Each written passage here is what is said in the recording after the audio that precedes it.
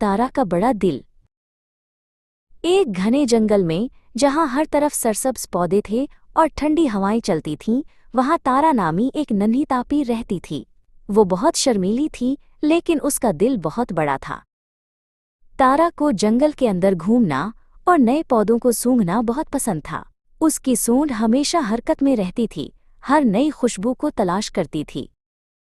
कभी कभी वो थोड़ी अनाड़ी हो जाती थी और अक्सर छोटी छोटी चीजों से टकरा जाती थी।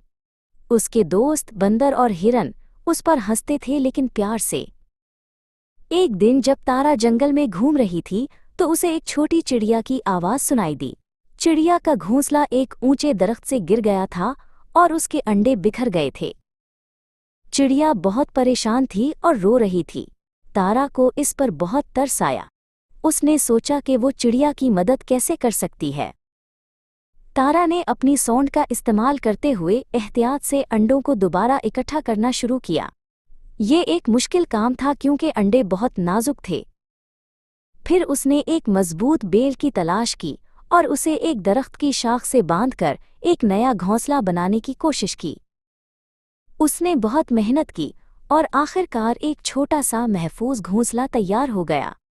उसने एहतियात से अंडों को नए घोंसले में रखा।